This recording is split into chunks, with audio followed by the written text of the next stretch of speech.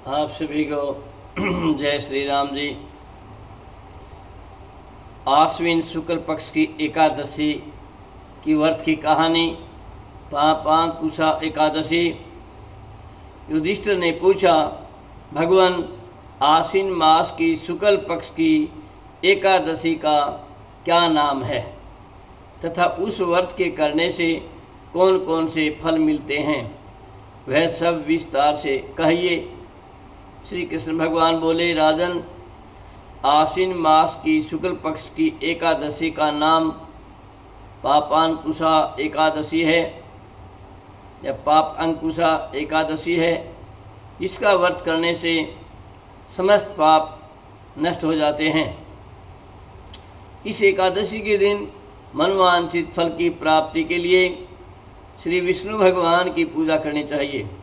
जो मनुष्य कठिन तपस्याओं के द्वारा फल प्राप्त करते हैं, वह फल इस एकादशी के दिन क्षीर सागर में शेष नाग पर शयन करने वाले श्री विष्णु भगवान को नमस्कार कर देने से मिल जाता है। जो मनुष्य शंख और चक्रधारी विष्णु भगवान की शरण में जाता है, उसे यम यातना नहीं मिलती। जो पापी मनुष्य अनायास इस एकादशी का व्रत करते हैं, उन्हें यम के दुख नहीं मिलते।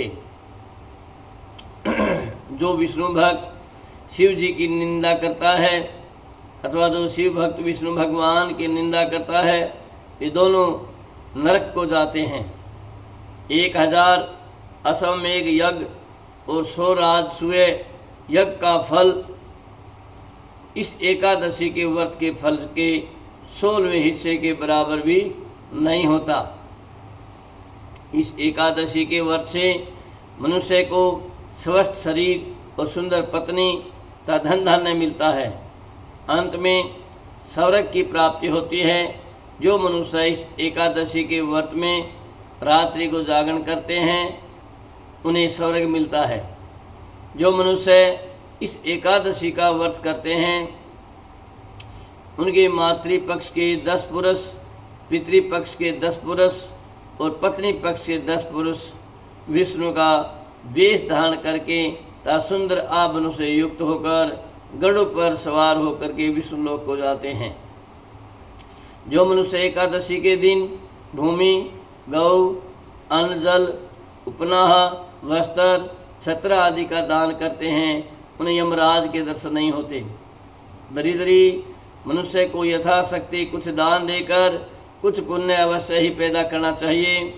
जो मनुष्य तालाब, बगीचा, धर्मशाला, प्याऊ, अन्न क्षेत्र आदि बनवाते हैं, उन्हें यम के दुख नहीं मिलते। वे मनुष्य इस लोक में स्वस्थ और दीर्घायु वाले होते हैं तथा धन धान्य से पूर्ण होकर के सुख भोगते हैं तथा अंत में स्वर्ग लोक को जाते हैं। हे राजन, इन सब का सारांश यह है कि जो मनुष्य धर्म का कार्य करते हैं, उन्हें सुख मिलता है और जो अधर्मी हैं, उन्हें दुर्गति भोगनी पड़ती है। कथा का मुख्य सार यह है कि व्यक्ति को चाहिए कि वह पापों से बचने का दृढ़ संकल्प करे।